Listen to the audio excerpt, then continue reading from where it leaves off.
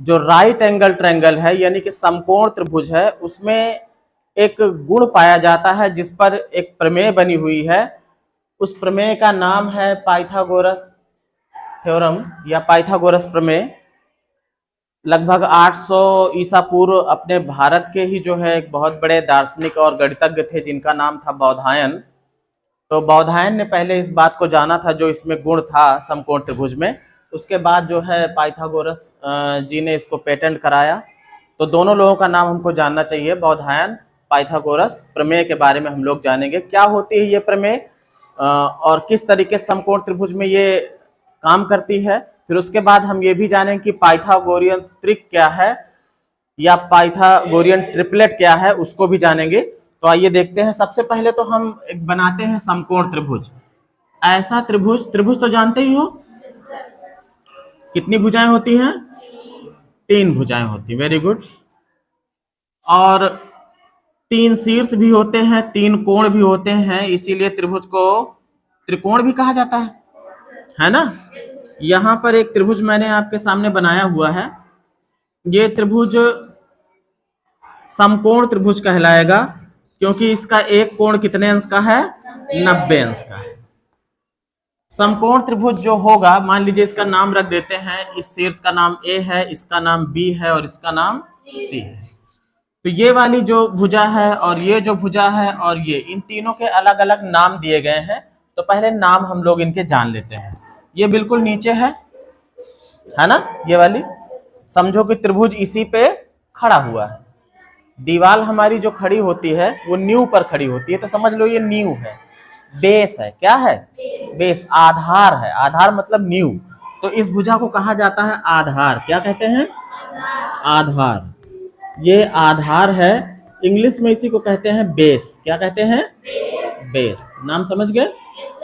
फिर ये देखोगे 90 अंश पे है इसके, ठीक है। तो ये 90 अंश पे है, तो ये लंब भुजा है। क्या चीज है? लंब। क्या इंग्लिश में क्या कहते हैं? परपेंडिकुलर। क्या कहते हैं? परपेंडिकुलर।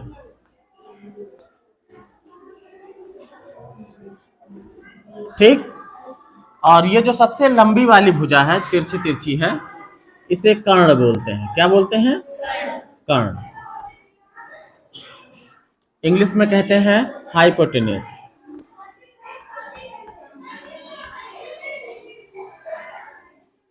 ठीक बेटा। अब देखो, ये तो समकोण त्रिभुज की भुजाओं के बारे में हमने बता दिया आपको, लेकिन इसमें गुण क्या था, वो प्रमेय कहां से बनी, हम उस पर बात करेंगे। क्या बताया था इन्होंने कि अगर कोई समकोण त्रिभुज है तो उसके आधार, लंब और कर्ण, इन तीनों पर अगर कोई वर्ग बनाया जाए। क्या बनाया जाए? वर्ग। जैसे आधार है ये, मान लीजिए कि 3 सेंटीमीटर का है। कितने का है? नापे 3 सेंटीमीटर। तो 3 सेंटीमीटर का एक वर्ग बनाए। 3 सेंटीमीटर मतलब वर्ग बनेगा तो 3 सेंटीमीटर ये है, तो 3 सेंटीमीटर ये भी होना चाहिए और 3 सेंटीमीटर ये भी होना चाहिए, है ना। 3 सेंटीमीटर ये भी होना चाहिए। छोटा तो नहीं हो रहा? छोटा हो रहा। लो यहां से ले लिए, ठीक है।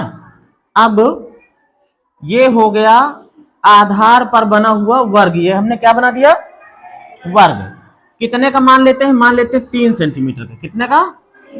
और ये सपोज करो कि ये 1-1 सेंटीमीटर के हमने खंड लगाए हुए हैं। कितने कितने के? 1-1 के। तो ये 1, यहाँ पे 2, 3। अगर इस पर हम वर्गों को विभाजित करते, मान लीजिए आपको समझाने के लिए,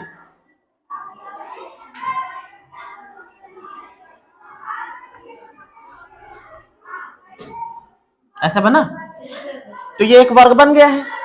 और ये जो लंब भुजा है इसको मान लेते हैं कि ये 4 सेंटीमीटर है। कितनी की है? तो 1-1 सेंटीमीटर के इसमें हम कॉलम काट देते हैं। 1, 2, 3 और ऊपर वाला 4। तो इस पर वर्ग बनेगा तो ये लंबाई और चौड़ाई इसकी उतनी ही रहेगी जितना ये है। अगर ये 4 है तो ये भी कितना होना चाहिए? 4 होना चाहिए। मान लीजिए 1 है यहाँ पे, फिर यहाँ पे 2, यहाँ पे 3 और यहाँ पे हो गया ये 4। तो इधर भी है ना। 1 2 3 और 4।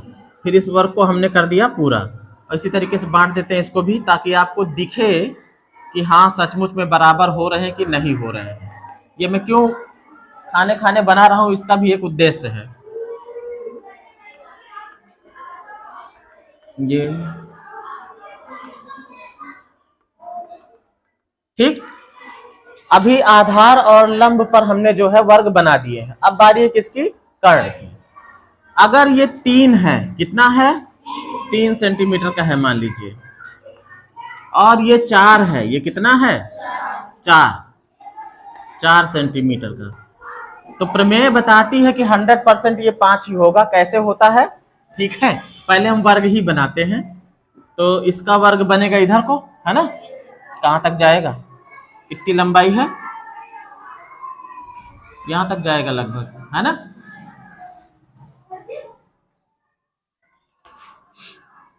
कितने खाने, 1 2 3 और 4 5, है ना। 1 2 3 4 और 5, ठीक। इसको भी खींच देते हैं।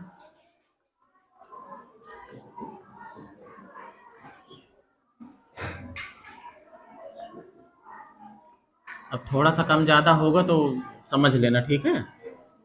1 2 3 और ये 4 5, है ना, मिला देते हैं।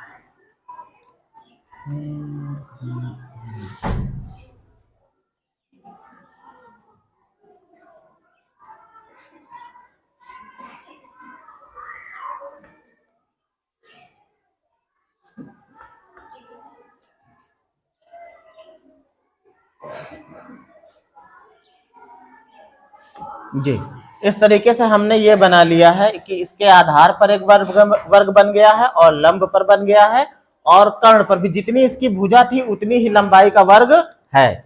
आधार 3 सेंटीमीटर था, तो 3 सेंटीमीटर का वर्ग यहां बन गया। लंब जो है 4 सेंटीमीटर था, 4 सेंटीमीटर का वर्ग बना गया, 4 बाई 4 का। और ये 5 है, पक्की बात है, ठीक है, तो 5 बाई 5 का ये वर्ग बन गया।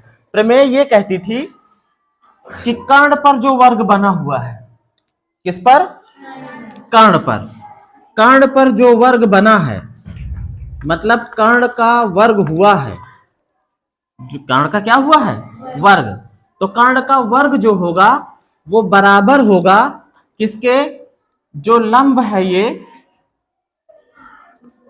लंब का वर्ग, यानी कि लंब का हम स्क्वायर कर दें, और प्लस आधार का वर्ग, आधार का वर्ग कर दे, इसके बराबर होगा। ये प्रमेय है कि जो कर्ण का वर्ग होगा वो बराबर होगा किसके, लंब के वर्ग के प्लस आधार के वर्ग के। मतलब इन दोनों को जोड़ लो तो इसके बराबर होगा। जोड़ के देखते हैं, 1 2 3 4 5 6 7 8 9 यहां है, यहां गिन लो, 1 2 3 4 5 6 7 8 9 10 11 12 13 14 15 और ये 16, 16 और 9 25 होगा। इसमें देखो 25 ही बने होंगे, 5 5 25, वैसे भी होगा, गिन लेते हैं, 1 2 3 4 5 6 7 8 9 10 11 12 13 14 15 16 17 18 19 20 21 22 23 24 और 25,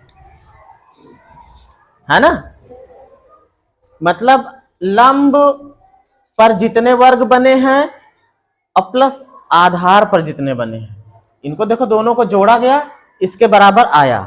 तो ये कौन सी प्रमेय है, बौधायन पाइथागोरस प्रमेय। सीधा सा सिंपल सा फॉर्मूला है कि कर्ण का जो वर्ग होता है वो बराबर होता है किसके, लंब का वर्ग प्लस आधार का वर्ग, है ना। अब इसके बाद देखो, एक था कि कब हम जानेंगे कि कौन से 3 संख्याएं पाइथागोरियन त्रिक कहलाएंगी या मतलब कि पाइथागोरियन ट्रिपलेट कहलाएंगी या पाइथागोरस की त्रिक कहलाएंगी। त्रिक क्या होता है? दरअसल जैसे यहां पर 3, 4 और ये कितना था 5 सेंटीमीटर, यही था ना। तो जो 3, 4 और 5 ये है, ये 3 नंबर ऐसे हैं जो पाइथागोरस का जो ये प्रमेय है इसको संतुष्ट करते हैं कि अगर 3 आधार है तो 4 लंब है तो कर्ण कितना बनेगा 5, है ना। तो ये क्या है? ये पाइथागोरियन ट्रिपलेट है। क्या है ये? पाइथागोरियन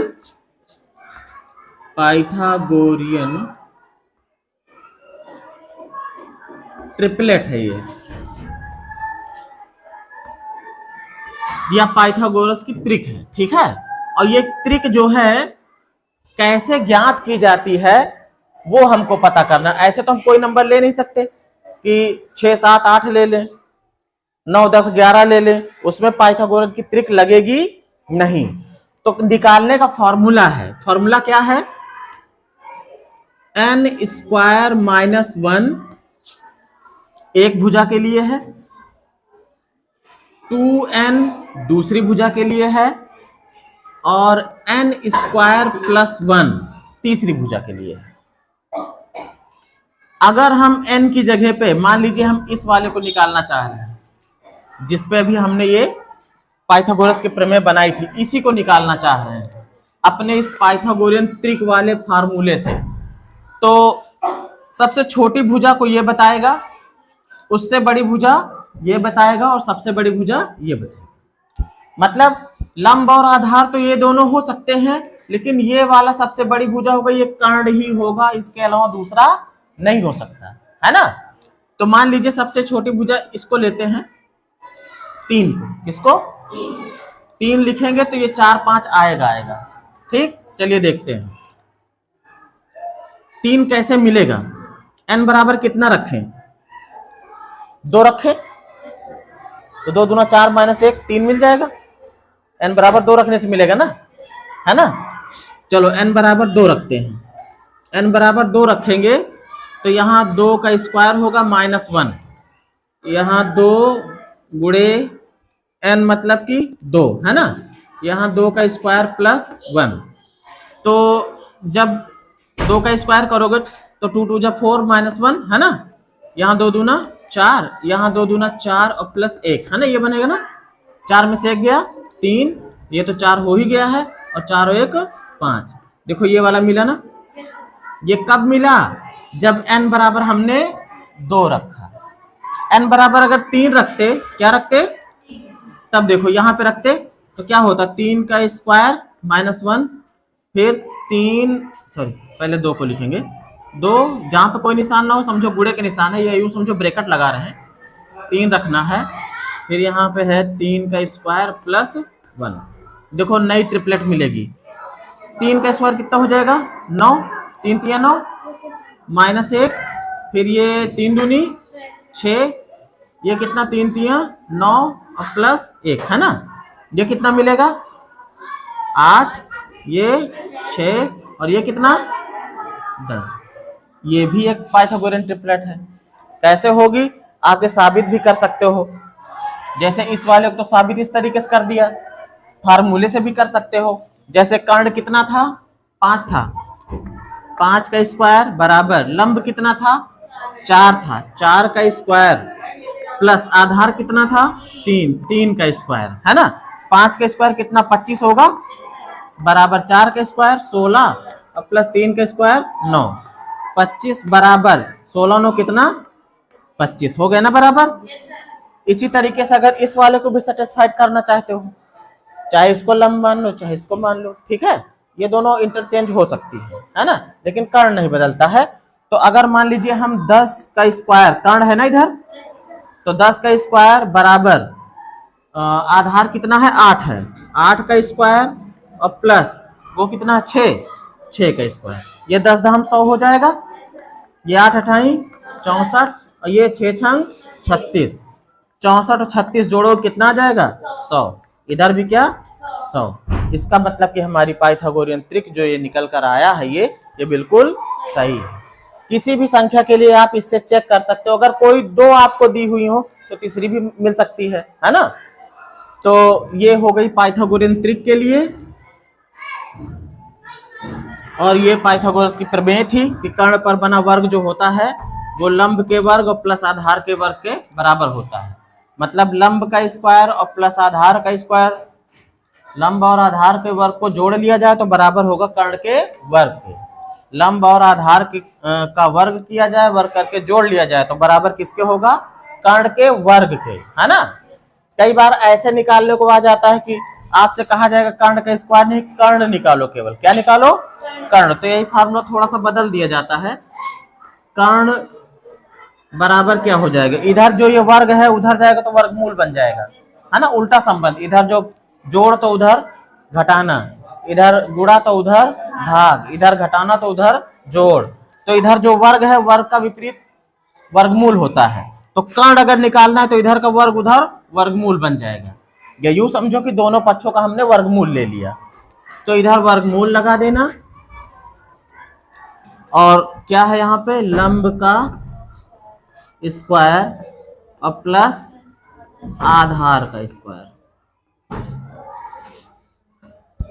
केवल कर्ण निकालना हो तो ये फार्मूला लगा लेना, कर्ण बराबर रूट के अंदर लंब का स्क्वायर प्लस आधार का स्क्वायर। वैसे आप यही एक फार्मूला याद कर रहोगे तो काम चल जाएगा। लंब निकालना हो तो आधार इधर आके माइनस हो जाएगा, है ना। आधार निकालना हो तो लंब आके इधर माइनस हो जाएगा, है ना। एक ही फार्मूले सब निकाल सकते हो, ठीक। तो अब इसमें के जो एक्सरसाइज दी गई है उसके क्वेश्चंस को हम लोग देखते हैं, ठीक।